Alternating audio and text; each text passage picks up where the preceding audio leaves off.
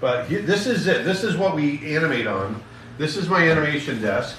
I've had this desk for 25 years, and this is the same desk that I animated Beauty and the Beast on. Matter of fact, you can see a little scratch board right here. I scratched in. This is in December of 1992. I scratched this in. I scratched this in the day that I started animating on The Lion King, and it's still there. I spray fixed it, and it's still there 30 years later. This little scratch in my desk is 30 years old. So I guess this desk, actually, I just realized, no, this desk, I've had this desk for over 30 years because 1992 is 30 years ago. That blows my mind. Mind blown. I know, I'm getting old and forgot about it. But this is an animation disc. And so what this is it sits in a hole. I've got a light in here, and it enables me to turn my paper around to get different angles. And the paper sits on these little pegs like this, and the paper itself has the pegs punched out. And so what that enables us to do is keep the paper registered. It doesn't move, and so the animation stays consistent. And so I'm just going to do some drawing and show you how we do that. Also underneath, which I don't really use, it's a light table, okay? So if you want to have the light going through your drawings and put lines between lines, you can do that. I don't do that. I try to see the movement without the light. That's how I was trained, and so I've never really used my light table. So there's that. But let's just start. I just want to start with a simple head turn. So it starts, I always start with shapes. So I start with a simple shape. This pencil that I'm using, as everyone always asks, what pencil are you using? This is a Mitsubishi 10B. 10B, that's a super soft pencil, so I can get really, really dark with it. And the first question of the day is, what's your favorite kind of coffee? My favorite kind of coffee is black. Any coffee. I love coffee. It's funny though, I can't, since I've gotten spoiled since I was doing my travels in Europe. You can't get a bad cup of coffee in Europe, and it seems like over here you can't get a good cup of coffee. I thought they were all about espressos over there, or is that? No, that's. I mean, a lot of people are, but it's no more than I think here. So what I'm drawing here is his snout, our little bear's snout. Well, he's not a little bear; he's a big polar bear. And so, when I start with that circle, it gives me a spot. It gives me something to attach everything to. Do you get a lot of paper cuts? I don't. I do not get a lot of paper cuts. Hey, Chuck Aaron's on. Jessica, what was your favorite part of Brother Bear when you saw it on screen? My favorite part of Brother Bear is the transformation. Hey, Chad. Yeah. In the bear fight itself. Actually, there's so many parts. That movie's so personal to me. Matter of fact, I just posted something the other day about how we did a research trip. We did several research trips up to Alaska and Wyoming and all over the place. While we were in Alaska, Chuck Williams, our producer, and myself, we were kind of hanging out by this cliff, and a little cliff. It wasn't a big cliff. It wasn't something that we would die if we fell off. It was like 12 feet, 10 feet high. But this wind was blowing up the valley, and we were able to kind of lean into the wind, and it would hold us up. And it was so cool. And so we ended up putting that into the On My Way song in Brother Bear. And it's funny because I've got the photos of us leaning into the wind, and it's the same staging as Kenai and Coda leaning into the wind in the song. What type of drawings do you make? Oh, I make all kinds of drawings. Mainly, I love drawing animals. That's my first love. Before I started, before I got into animation, my intent was to be an illustrator for National Geographic. That's what I went to college. I started college in 1986. And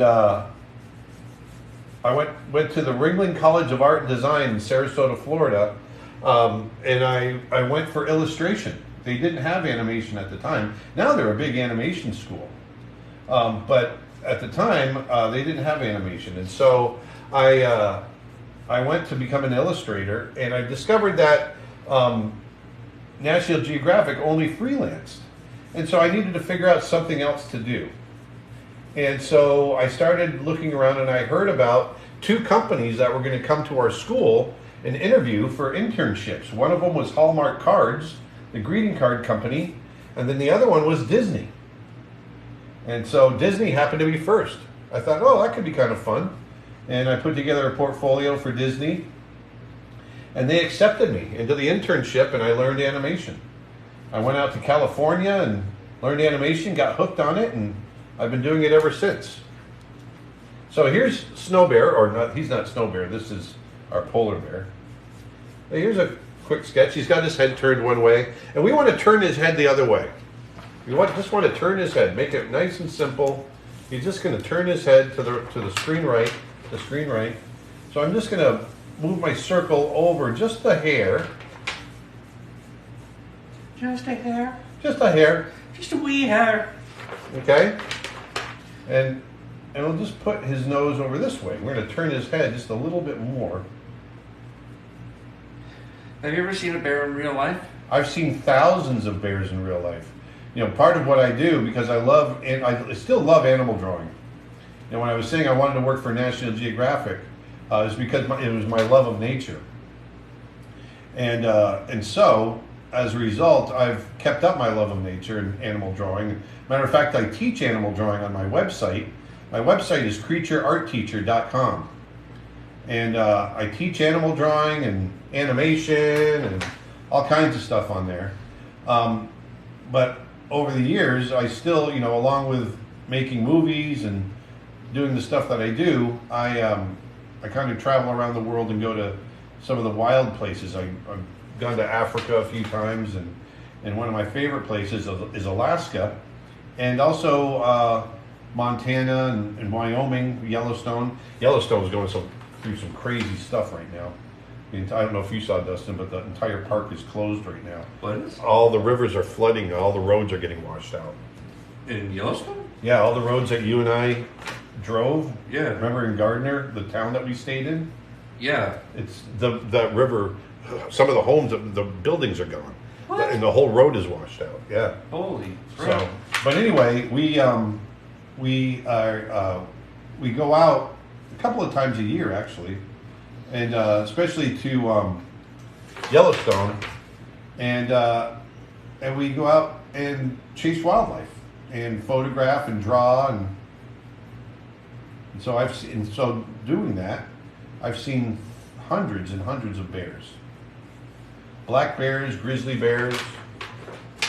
So you can see he's starting to turn his head.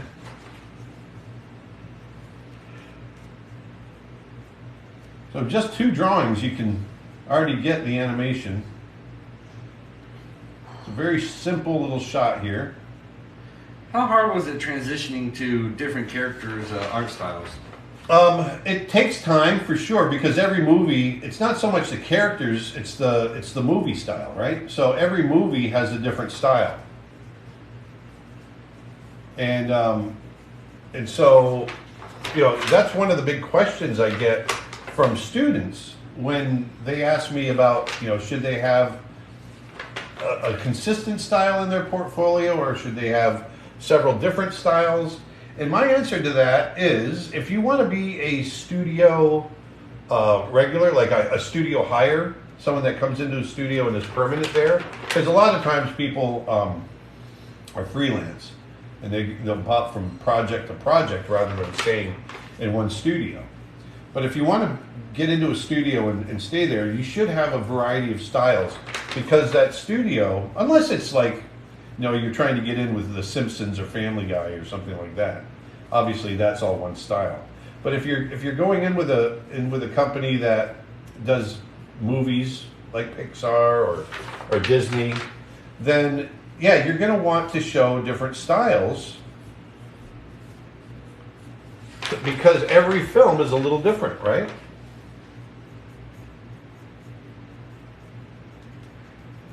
And you got to show that you can adapt from style to style.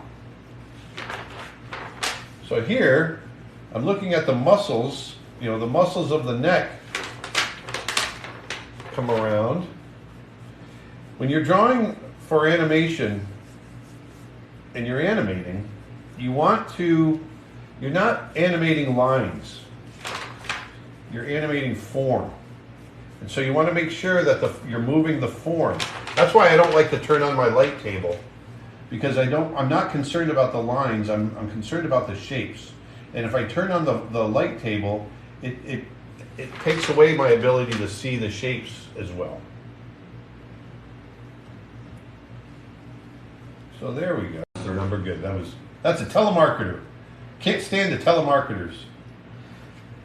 Do you think Disney will ever release another hand-drawn animated movie, or has Pixar taken over? Yes, I do think they will. I think we're right around the corner from it. I do know that Disney has just started a 2D hand-drawn internship again. Ooh. And several of the guys that I used to work with are teaching it. So I have high hopes. I think they're going to go back. I know a lot of people have been expressing, you know, how much they miss 2D animation. And I'm trying to, with Snow Bear, I'm trying to kind of help bring that back. I want to be part of that.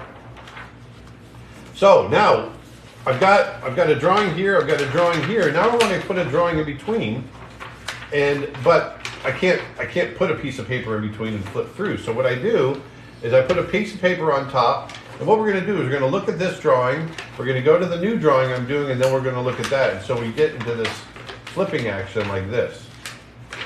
And so what I do is I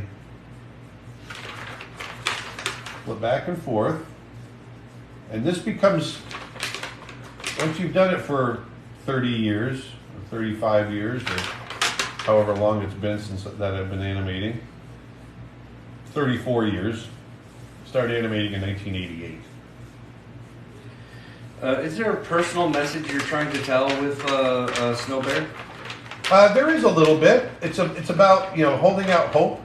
You know, when you know, Snow Bear is very lonely, and it's about holding out hope.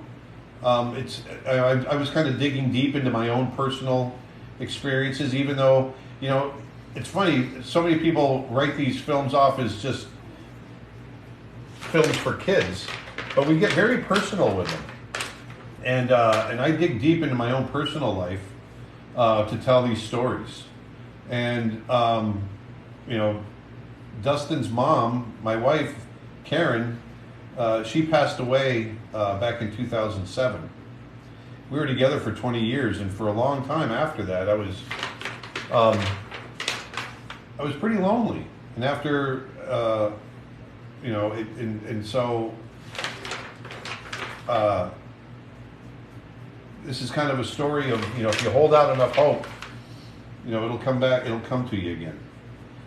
And I'm with Vedanta Sproston now, and we're engaged, actually. And it's kind of the story of a guy that, you know, needs to hold out hope. But it's still little kids, it's a kids. I love animating for kids. I love creating family content. And so, first and foremost, I don't want to make it super heavy. But I get my inspiration and my themes and everything from personal experience. You know, I'm a firm believer that when you write, the stories that you create need to come from the heart. They need to come from experience. And so, yeah, that's what I got to say about that. So here, he's closing his eyes, he's blinking as he's turning his head. Can you see that? Is that showing up the way I'm flipping? Here. Okay, good. And a lot of people are thinking that this is Brother Bear, and it's not just as many people are thinking it's Kenai specifically. It's funny. It makes sense because I I directed Brother Bear, but no, this is a polar bear. It's also a very similar style that you're drawing. Yes. That Brother Bear. But this is definitely a polar bear. If you look at the ears, the way that where the ears are located, and but yeah, they're definitely going to look similar because of the fact that I created both. I also thought polar bears don't have as much of a forehead as They don't. I gave him a little bit more forehead on here because of Brother Bear. So subconsciously, you've been animating Kenai the whole time. Yeah. No, I got to force myself. I definitely have to force myself to get him more polar bear-like. And in this case, it's not too far off. You know, the biggest difference with bears, with polar bears, and if we look at their profile, here's a polar bear in profile. Is here. Long neck. They've got a very long neck. And this is their snout.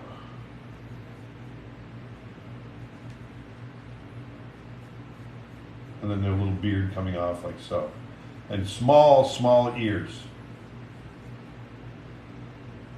Little eyes. That's a polar bear. A grizzly bear, which is what Kenai is. Some folks are blown away by how clean your circle is. So a grizzly bear is here, big, thick, muscular neck, bigger ears, like so, and a forehead. They've got a big forehead, kind of a dish face.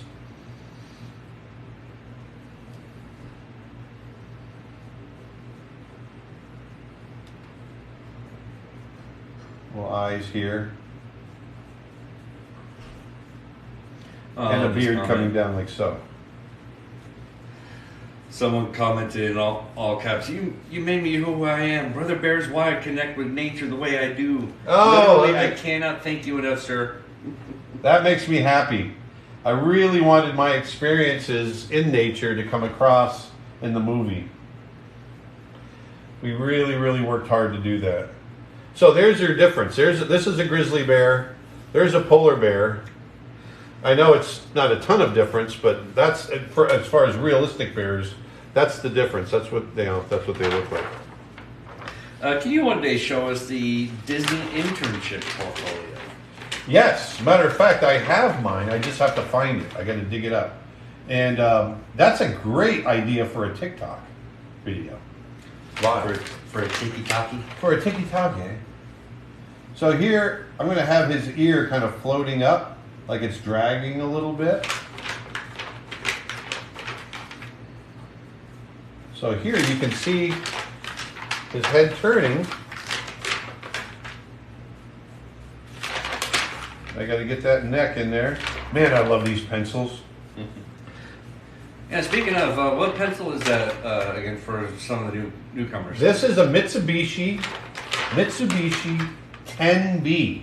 10B. 10B. Usually, you know, I work with a 2B or a 4B, sometimes a 6B because, you know, they're super soft. But Yeah, this is actually this is a 10B. This is like drawing with silk. And isn't the common pencil that's used in schools a 2B pencil? A common one in school is a 2H. A 2H? H, yeah, H is harder. So the hardness of leads goes, you know, the higher the H number. I was thinking the harder. like high school pencil. Yeah, the high school pencil is a 2H pencil. Really? Yep. I thought it was a 2B pencil. Mm-mm. It goes 2H, then HHB, and then B, and then 2B, 3B, 4B, 4B, you know, so 5B, so it goes down the line. But yeah, they're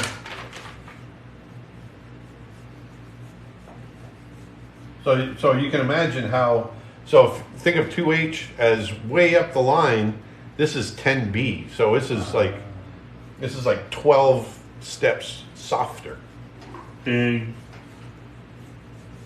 So if I run my hand across it, it just smears. But what's nice about it is it smears. I can get nice little subtle tones in here.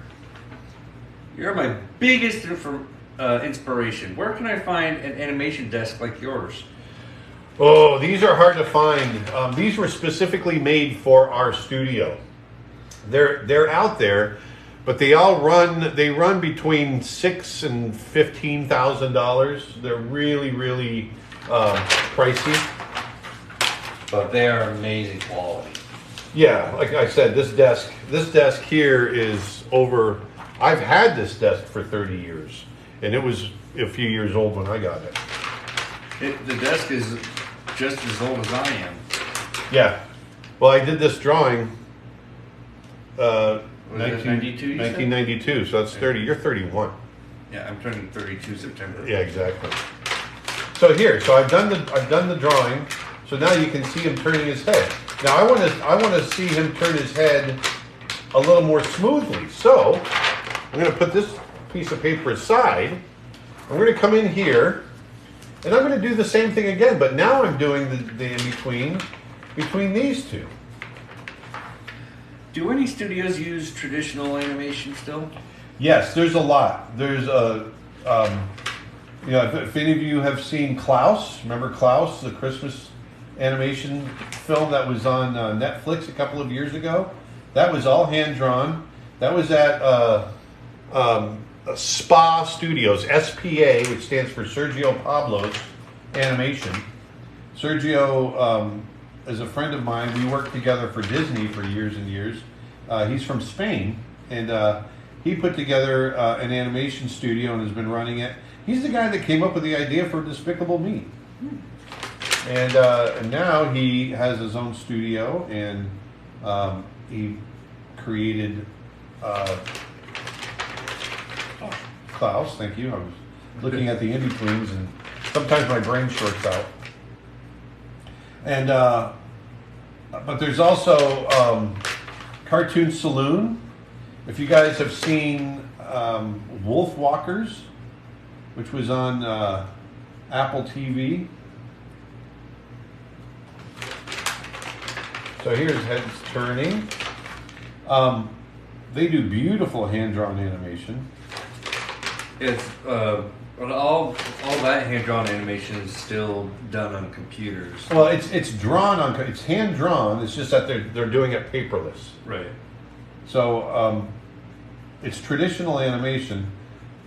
My buddy Tom Bancroft, he's coined a phrase that I like. I'm going to steal it. He calls it tradigital. Tradigital?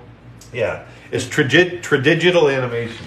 It's still hand drawn, just like I'm doing now, but you hand draw it on a computer screen. Mm-hmm.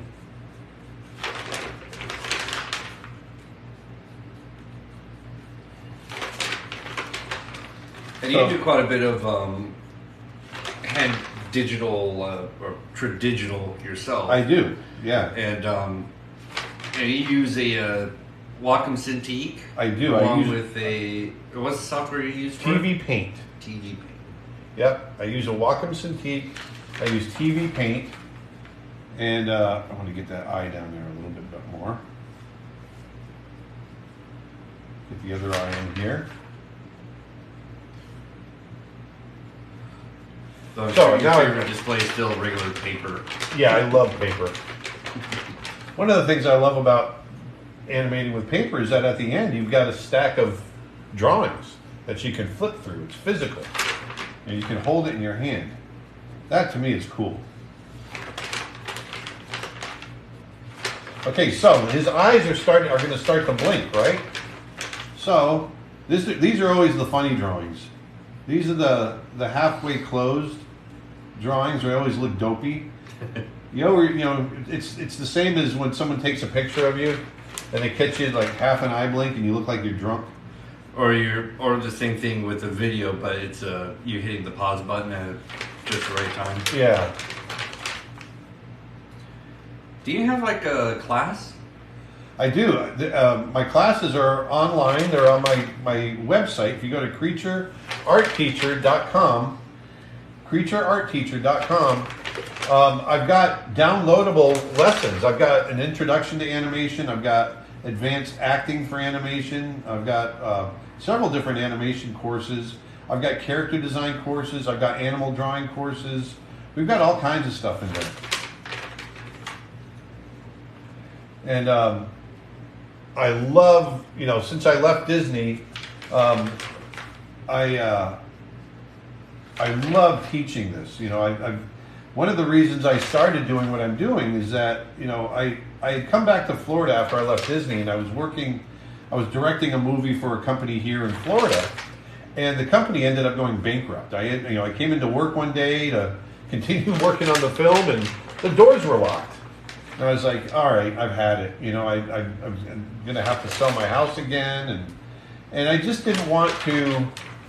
I didn't want to have to work for an executive anymore. I didn't want to have executives make decisions that are going to affect my life. Yeah, or that's bad hard to say decisions. for both of us. Yeah, because Dustin worked there too, and so making, someone's going to make bad decisions. I decided I wanted it to be me, and so I decided I wanted to start my own company, but I didn't know what I was going to do. I certainly didn't want to do an animation company because that's, and then more power to the guys that do it, because I have several friends that have their own animation companies, but it is hard and it is a hustle, but I also started thinking about some of the people that affected me in my life as I was, coming up in the industry. One guy named Glenn Keane, he's the supervising animator of The Beast and Belle, not Belle, but Ariel from The Little Mermaid, and Tarzan. He created Tarzan, the character. And but he taught me animation. He was very giving, and he taught me so much over the years. And I thought, with the way technology is now, this is, right at the beginning of YouTube and everything, I realized that I could share my knowledge on a kind of a global scale and give students coming into the industry an advantage if I could just start teaching, what took me 30 years to learn, I could teach them, and they, would give them a head start. And so that's why I started Creature Art Teacher. And I've been doing it for about almost 9 years now, and it's been awesome. I love it, love it, love it. And it's gotten to the point now, like I said, we go all over the world and teach. So here's another drawing. So now I've got 4 drawings. All right. You got any more questions coming in? Yeah. So I've got 4 drawings here now. So now watch. So now the action is getting smoother. Can you see it moving? Yeah. So the action is getting smoother. And so now, You see the top half of the. how about that? There we go. I can see it, but I can't see what you guys are seeing. So you can see he's turning his head. And this is all that animation is. It's just taking the time to do the drawing, understanding the form. And the other thing too I want to mention about animation is, so people get so hung up on the mechanics, the movement, the action. And obviously that is a big part of animation, but your first concern should be is animating what your character is feeling. Don't animate what they're doing. Don't worry about that. If you animate what they're feeling, if you think about the emotion, it's just like acting. If you think about the emotion of what they're feeling, then what they're doing will be second nature, because it'll dictate. What they're feeling will dictate what they're doing. Are you still in Florida? Yes, I live in Apopka, Florida. I'm right next to the entrance to Wakaiva Springs State Park. It's a beautiful 31,000 acre reserve and park, and so I'm out in the forest all the time. And I live about 30, 40 minutes away. Yes. Over in DeLand. The other thing too I want you to look at are the arcs. I try to do everything in arcs. So he's not just turning his head straight across. He's turning his head and we're getting an arc in the nose and the movement of everything. The arcs make everything more fluid.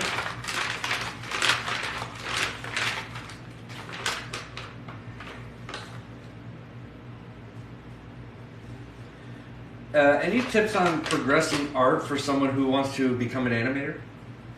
Progressive art? Or Progressing art. Oh, progressing. Well, if you want to be an animator, or especially like a 2D hand-drawn animator, you got to draw. And I know I'm speaking the obvious, but you need to, in 2D animation, our language is visual. Our language is our pictures. And just like anything else, the better you are at any language, the better you can communicate.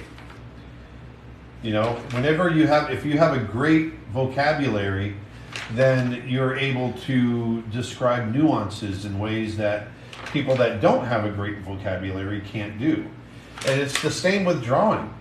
The better you can draw, the better you are at getting across more subtle ideas and emotions and that sort of thing. And so I'm always, I've been drawing since I was probably about 2 years old. I started drawing, I was drawing recognizable things. And I'm 54, so I've been drawing for 52 years. And I'm still going out and practicing and, learning and doing as much as I can to better my abilities. And the key is to never get lazy. Don't rest on don't think you've made it. Because there's always something more to learn. And so, if this is what you want to do, then really get out there and focus on your draftsmanship. That's what a 2D animator needs to focus on, draftsmanship. The ability to draw is paramount because that's how you're going to communicate to the audience. As an actor, you take acting classes, you take improv classes, you do all these things. And so as an artist, as an animator, you're an actor as well. And so you want to do as much drawing as you can to improve those skills. But what's interesting is, as an animator, and like I said, the cliche is we're actors with pencils. Everyone used to say, yes, you're an actor with a pencil. But what's funny is we used to take improv classes and acting classes and all that to improve our acting skills, for the films that we worked on. All throughout Mulan, when I was working on Mulan, we took a lot of improv classes during that time. And I did during Beauty and the Beast as well.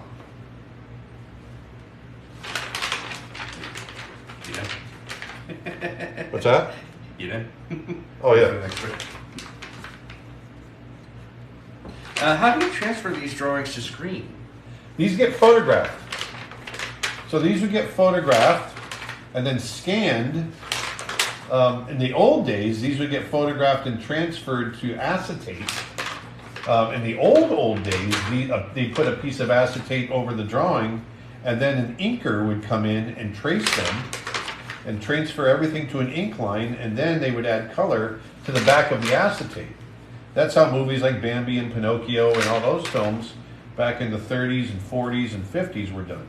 Then they invented Xerox, and so films like 101 Dalmatians and The Jungle Book, those were done through Xerox technology, where they would take the drawing and Xerox them onto a piece of acetate, and then they would be painted on the back.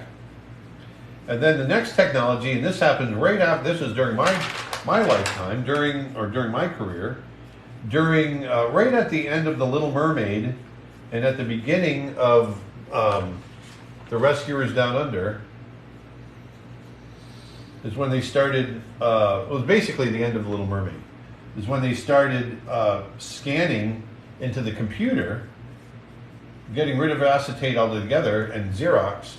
They would scan into the computer the drawings. We were still drawing on paper, but the drawings were then scanned into the computer and then painted in the computer. And then now the next technology is everything is for hand-drawn animation. It's drawn on the computer. It's still hand-drawn, but it's drawn on a computer. And I remember my boss coming up to me in like probably 1995 or 96, coming up to me and saying, "Hey, you know, Aaron, eventually you're going to be doing those drawings on a computer screen." And I told him he was crazy. I said, "There's no way. How are we going to draw on a computer screen? That's ridiculous." I couldn't understand it. But there he is. He's turning his head. And you have your own down shooter. I do. We've got a down shooter right over here. I'll show it real quick. Sure. Get off the clamp here. Yeah, put the camera right over my shoulder because you can see the animation a little better. See that head turn? There you go. There's 5 drawings. I love that sound. The sound of crinkling paper. That's where it should make like a, what do we call it, ASMR? Yeah. Now, what I want to do now is we're going to have him do a little take. He's going to go, whoa! He's going to like get scared. He's going to, what a take is when someone kind of goes and jumps back when they get scared. When you scare somebody and they react, that's a take. So we're going to have him do a take. But go ahead and show the down shooter. Yes, this here is a down shooter with that old Canon camera. And you just push the images here, put some nice lights on the sides to keep it well lit. And once he lays it all down here, he takes one photo at a time using this here control that leads all the way back to his computer over there. Yeah, and then we time everything out there. And now, back on the mount. So now I want to have him do a take. So he turns and he looks and he sees something. He's turned and he looks. So in my thinking, he's heard something. He heard something and turned to look over to see what it was, and it's something that surprises him. So he's going to come back here.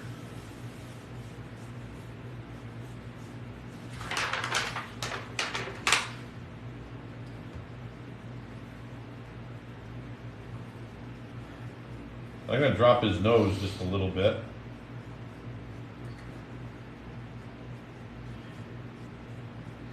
Yeah, we probably should have added in the title, "This is not Brother Bear, this is Snow Bear." That's fine. I think might as well, from at this point, might as well just say, yeah, this is Kenai. This is totally Kenai.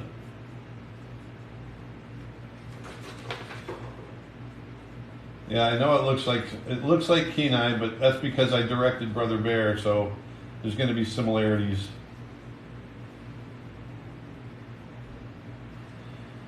My friend Byron Howard, he animated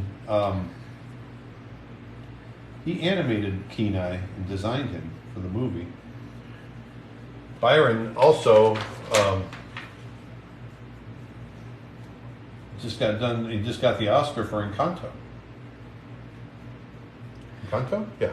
Encanto, yeah. Yeah. He directed that. Nice. Do you ever have to do studies of animals to get the expressions and features right? If so, how often? Oh, I do it as often as I can. I do it all the time. I'm always animal drawing, sketching. Matter of fact, let me just grab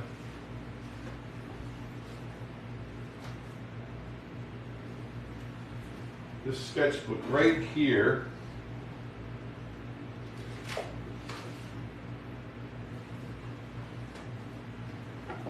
This is a sketchbook. I've got tons and tons of sketchbooks. This is one. These are all little drawings that I've done inside my sketchbook. Obviously, this is a much more finished sketch, but that's a drawing I did in Hawaii. Went whale watching, sketched the whales in Hawaii. Another sketch from Hawaii. But that being said, yes. But this is back. These are all drawings that I do of live animals. I'm always drawing. These are some owls.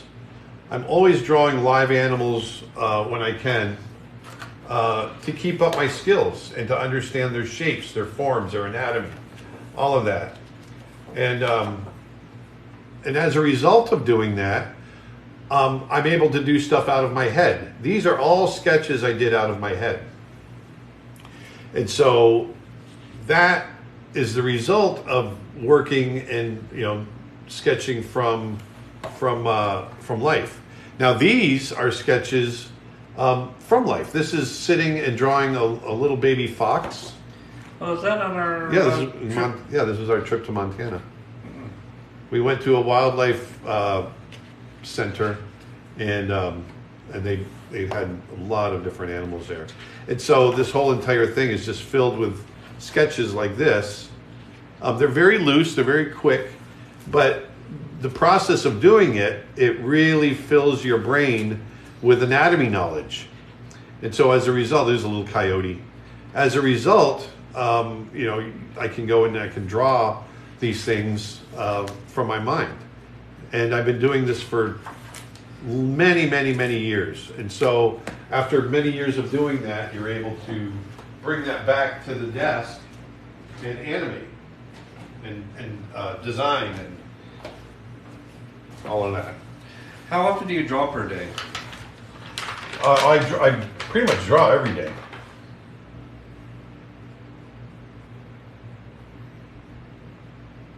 Pretty much draw every day. How many do you think you draw? 1, 5? How many drawings a day? Yeah. I have no idea. It depends on what I'm doing. Sometimes it's just one painting in a day. You know, if I'm doing animation like this, I don't always draw as tightly as I am today because I'm trying to draw really clear for you guys. Sometimes I go very loose, but I can do, you know, 50 drawings in a day if I need to. And to a lot of newcomers, how long have you been animating? I've been animating for 35 years. Been animating for 35 years. And you were a Disney animator for 21? I was a Disney animator for 21 years. And the reason this looks like Brother Bear is because I directed Brother Bear, or co-directed Brother Bear. I shouldn't say I directed it, because I did have my good friend and brother and from another mother. Bob, from another mother? Yeah, Bob Walker, he directed it with me. We lost Bob a few years ago, and I really miss him. What is your opinion on anime? Anime's cool. I think there's a lot of great anime out there. So here, I'm just opening up his expression, because I want him to have a little bit of a, oh, surprise look.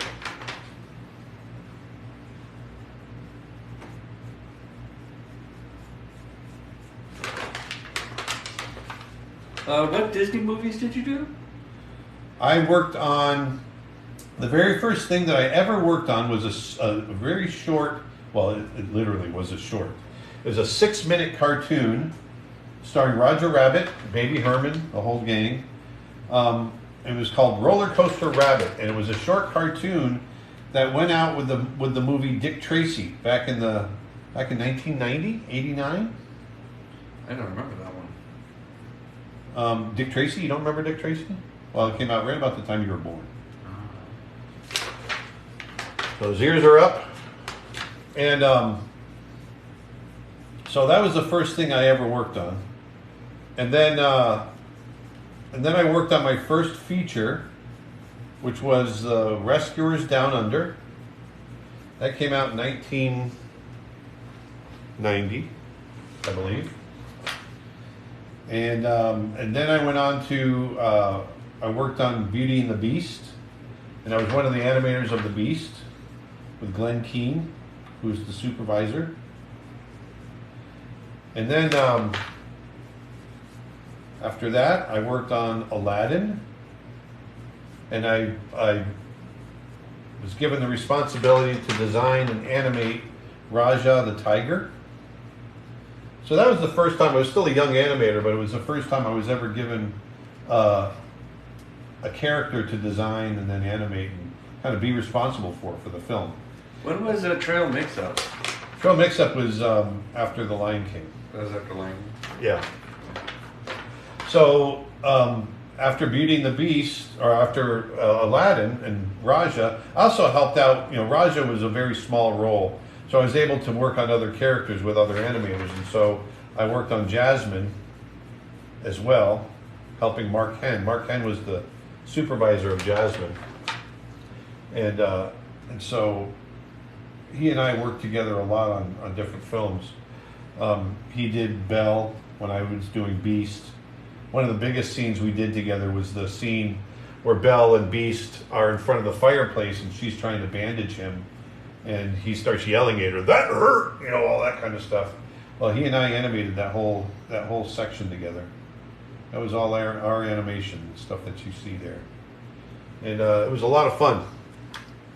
But then after Aladdin, I went on and worked on The Lion King, and where I was given the character of young Nala, little lion cub Nala, and Mark Henn. Once again, we worked together. He did Simba.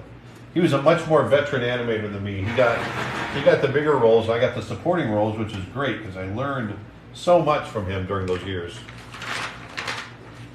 And then I worked on Nala, did a little bit of adult Simba, and then from there I went on to Pocahontas, where I worked with Glenn Keane again. Actually, after Lion King, I worked on the next Roger Rabbit cartoon, and then that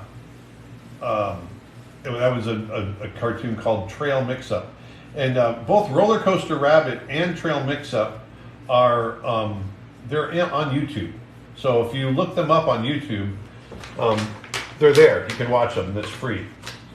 And one of the cool things about Trail Mix-Up, it's a story I like to tell, that it contains probably the hardest scene I've ever animated in my entire career. It's a scene where Roger is he's caught in these ropes, and he gets slung up in the air so that the rope is tangled in a tree, and he's swinging. But he's not just swinging, he's kind of swinging in a circle, so he gets closer, and the swinging, he's spinning, and not only is he spinning, but it has to slow down and then start to swing and then start going the other way, all while he's acting. So there's an incredible amount of mechanics that I had to figure out and make it feel natural. And really took a process, but I figured it out. And the whole thing goes by in just a matter of seconds, as usual. And Brother Bear was not your first directing debut. No, I for did. A major film it was, but no. For a feature it was. Yeah, I directed, and I say directed. I'd say it loosely because the film was actually I just directed the production because it was already all figured out, and so I just directed the making of it at our studio. But it was How to Hunt a House with Goofy. How to Hunt a House. Yeah, it was fun. And that's also on YouTube somewhere. It is. Yep, you can look that up. How to Hunt a House. So what I'm doing here is I want him to like really squint. Like he's really doing a big take. So the eyes are going to close. I'm not getting in the way of the camera, am I? The head's covering a bit to the left, but it's not covering the actual drawing itself. So I want his eyes really tightly shut.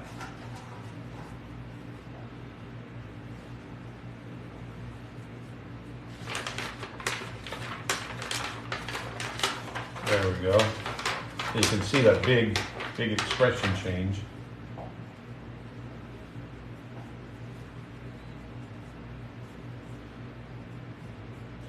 I'm going to study animation in college. Do you think that helps with getting hired? Oh, of course, yeah. As an animator? Yeah, you don't need a degree, you know, but I mean, it helps you because you'll learn animation. But you can learn animation online as well. I mean, it's my only problem with colleges nowadays is that they're way too expensive. Private school, private colleges, and I just think it's obscene. And some colleges are over $50,000 a year, so that when you go to 4 years of school, you've spent $200,000 before you've even started your career. And I just think that's crazy. Is that Baloo?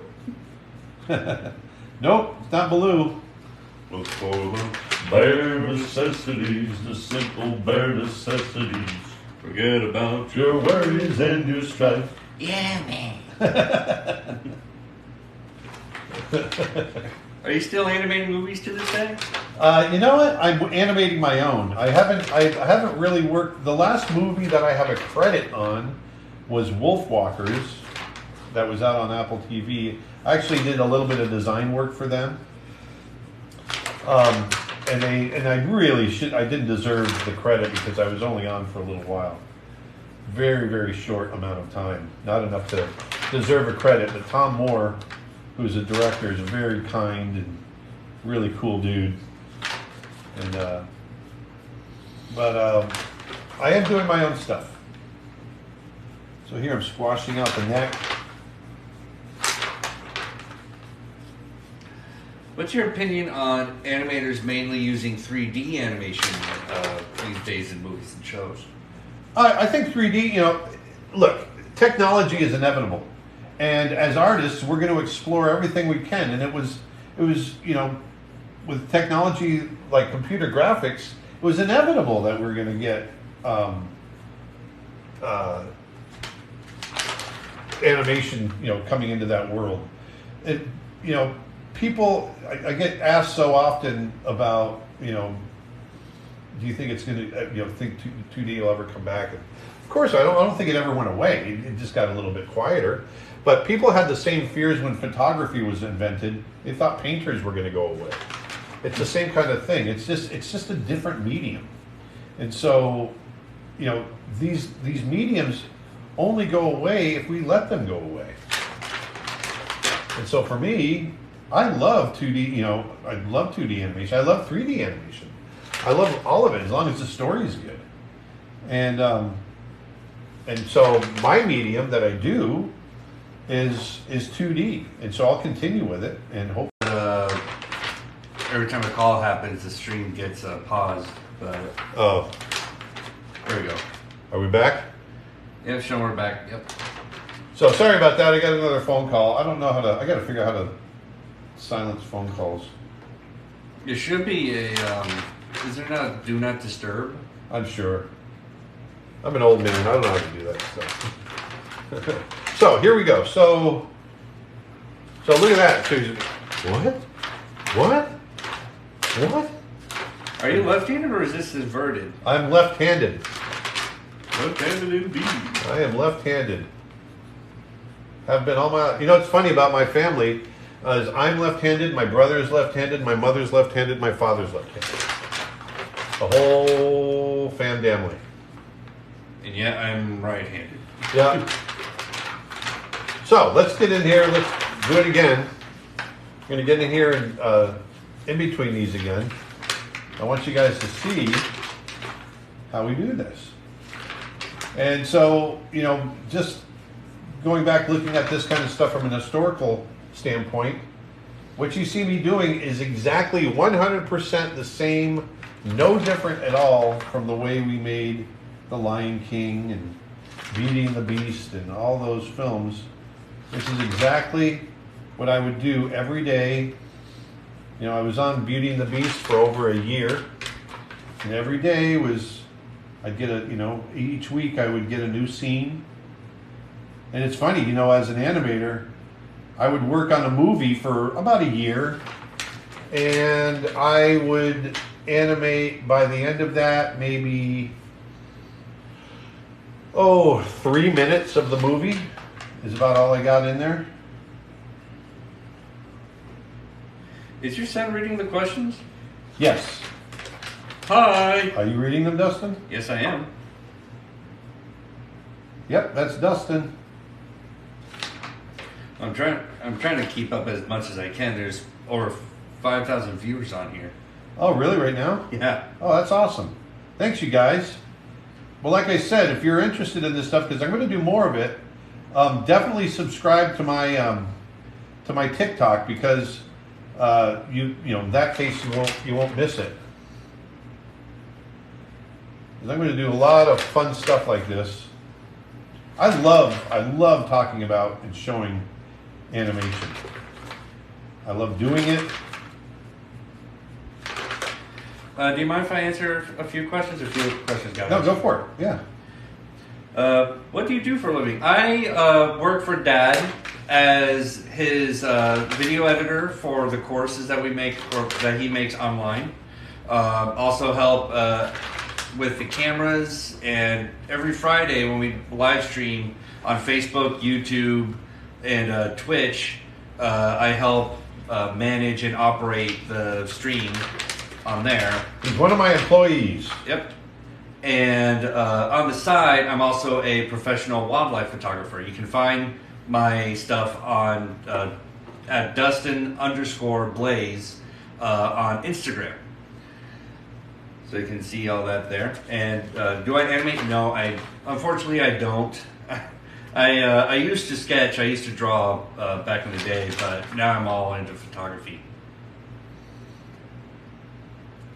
And back to you. Back to you. Back to you. Who's your biggest inspiration? Oh, I've got so many. From a work standpoint, probably the two guys that influenced me the most in animation were Glenn Keane and Mark Henn. Mark Henn is still with Disney, and Glenn, he was a supervising animator. I was saying earlier, of the Beast and Tarzan and Ariel, and he taught me animation when I was an intern. Just hired as an intern. He was the guy that trained me. And so he and I really kind of struck up a great relationship, and I pretty much owe him my entire career. He really was inspiring. And then when I became a professional, when I got hired and then worked on the films, he brought me onto his crew to work with him, and really gave me really great shots to animate that enabled me to shine as an animator, and it really advanced my career with other directors so they could see the work that I had done. And so, not a lot of guys do that for other animators, and he did that for me as a supervisor, doing that for me, and it really started my career. Mark Henn taught me a lot by working with him. And then there's traditional artists, John Singer Sargent, Joaquin Sorolla. These are painters that I've always been huge fan of. Where's Algonquin College? Algonquin College is up in Canada. Ah. Because someone on here says, I was lucky enough to meet you at that college. Yep, I was up there. That's in Ottawa. It's in Ottawa. And there we go. And I gave, that was quite a few years ago.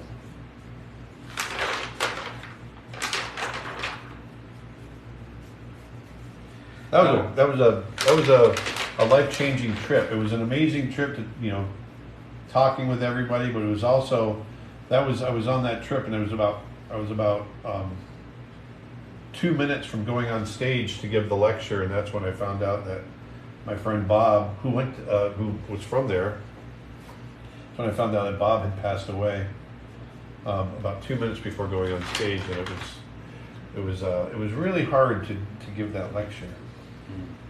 But we got through it, and Bob would have wanted me to do it. So there we go. So there's, not to bring it down. I just brought it down. Sorry. Well, someone commented saying, I wanted to be an animator, I wanted to be an animator, but school was insanely overpriced. Exactly. I love watching. Well, that's the thing. So, first of all, I went to school to be an illustrator. I didn't go to school to be an animator. I learned animation at Disney. I was trained by the animators there. I just showed them that I could draw. But it's my very strong opinion, especially nowadays with all the information that's online, you don't have to go to college, and it is insanely expensive. I stopped promoting the idea of going to college because of that. I just think it's criminal. It's so expensive. For the amount of information that's out there. And you don't need, this is the other big thing, you don't have to have a degree to get a job in animation or in the arts in general. Now, I'm not telling everybody not to go to college. I'm just saying that it's not necessary all the time. Some people learn better in a classroom environment, and so it might be better for you, and you're more motivated. And that is one thing that you give up by not going to college is the peer-to-peer experience. But you're also spending, in some cases, $200,000 over 4 years. So, if you can do it on your own, that's great. I went to 3 years of art school. I did go to college, but I never got my degree because I never finished up my liberal arts section. But I've had a full career and no problem. Do you commission prints? Love to buy for my 5-year-old. She just beat stage 4 cancer. Wow. That's awesome. We do have prints. We've got prints on our website. If you go to creatureartteacher.com, I've got prints there. Creatureartteacher.com.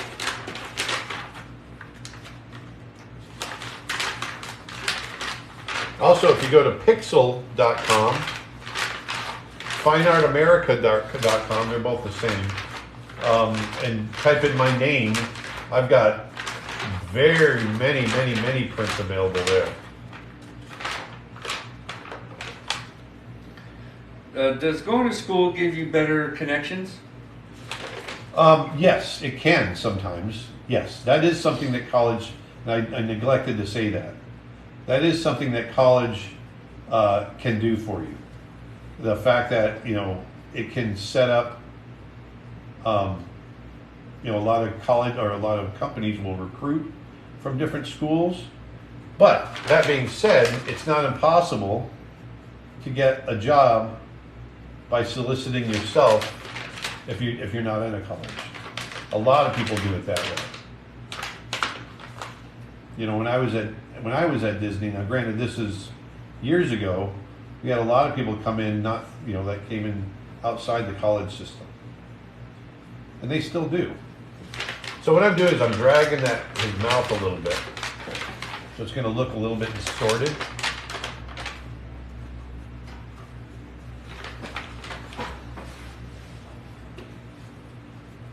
Why do you flick back and forth? Because I want to see the movement. I flip back and forth so I can see the movement. And by seeing the movement, that dictates to me where to put my next line. Because I'm trying to get the movement to flow.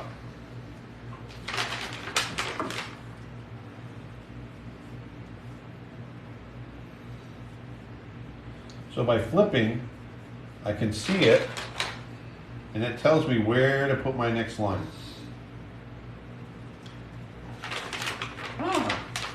So it says I'm learning 2D animation from Don Bluth. It's so exciting seeing it come back. Yes, Don Bluth. I'm so glad you're doing that. He's an animation god. And yes, he is indeed left-handed. Yes. Any tips for beginners? Draw. Draw. Just do it. Yeah, just do it. Get the paper dirty. Do you do custom works? Custom works? Like, I don't take commissions, if that's what you're asking. No, I don't. I don't do commissions anymore. I just don't have the time. I've got so much of my own work that I'm doing that I don't have the time to commission anymore. Go back to what was the other question before that? The one before that, left. If you're left-handed. No, right before that. Was that your? Any tips for beginners? Oh, tips for beginners. Yeah, because I wasn't quite done there yet. Oh, sorry. That's okay. You know, draw a lot. Draw from life. Drawing from life is really going to help you in the long run. And, you know, everybody thinks if you want to be an animator, you got to draw cartoons, draw lots of cartoons. That's not the case at all. Matter of fact, we took figure drawing classes. And, the only time we ever drew cartoons is when we were making the movies. Learning to draw from life, learning to draw the world around you makes you a better artist, and that in turn helps with your animation because it gives you, it improves your draftsmanship. Ready for the next question? Yep, I am. What kind of brand and shade is that pencil? This is this is the Mitsubishi 10B. It's a 10B pencil. It's very, very soft. I know you get that question a lot, but it's not the pencil, people. It's not. Everybody asks me what brush are you using? What pencil are you using?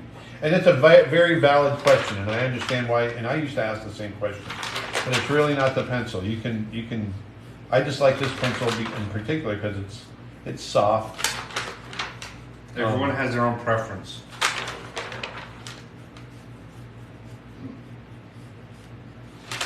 And speaking of pencils, is there a specific type of pencil that you'd advise beginners to use? No, just draw with whatever you're comfortable with, just as long as you're drawing.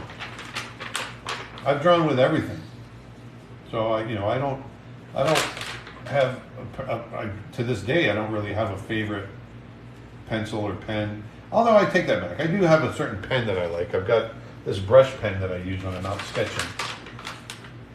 I really like the Emoji brush pen. Do you ever work with Tom Cito? Tom Cito. Tom Cito. Yes, I know Tom Cito. I've known Tom Cito for over 30 years. Tom Cito and I are good friends. We've spoken at conventions together. We worked on, matter of fact, he was one of the Beast animators when I was one of the Beast animators. Any tips for not smudging as a left-hander when you ink? Nope. The struggle is real. Hold your hand up off of the...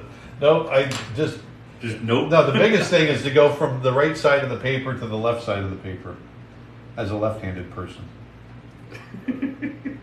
What's that device you're drawing on?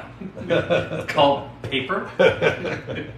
No, this is the device here. This is an animation disc, and it sits inside. It's got a hole, and inside the hole is the light. So one of the things we used to do to each other is, we pull practical jokes on each other, and we used to go into each other's office, and if we pick up someone's disc, and we put like an old fish in there, or cheese, something that's going to really stink, and then we put their disc back on, and it was pretty bad. But my favorite story, it's not a disc story, but it's... The paper story? The paper of the coleslaw. Yeah, there's another one where I had a buddy of mine that my brother was an animator at the studio as well. We sat next to each other, and he kept pranking me, and so I would prank him back, and then he'd prank me, and we came to find out that the guy sitting in front of Travis, by the name of Tim Hodge. Tim Hodge is actually one of the instructors on our website. Tim and I have known each other for years. It turned out Tim Hodge was pranking me, but making it look like my brother was doing it. And so he was pitting us against each other. And we finally figured it out. We didn't tell Tim. Tim didn't know that we figured it out. So we had a big barbecue one time at Disney, and there was a bunch of coleslaw that was left over. And so here you can see. Let me pull this out really quick. Maybe just move the camera over there. So I've got a stack of paper right now that I'm working on. Imagine this stack 4 times high, like 6 inches, like a stack of paper this high. That's how much paper we would keep on our desk when we were drawing. And so I went into his paper and I took half of it off. I took about a month's worth of paper off the stack. And then I went in and I cut a window inside the bottom stack, cut a window in there and filled it with coleslaw. Just completely filled it level with coleslaw, and then put the next stack of paper, the month worth of paper on top of that. And it took Tim a month a whole month to get down. And you completely forgot about it at that point. I completely forgot about it. And at one point, Tim's he's picking up his paper, and it's all covered in grease. He's got grease spots. He's like, "Hey, has anybody else got grease on their paper?" Like, no, I don't know what you're talking about.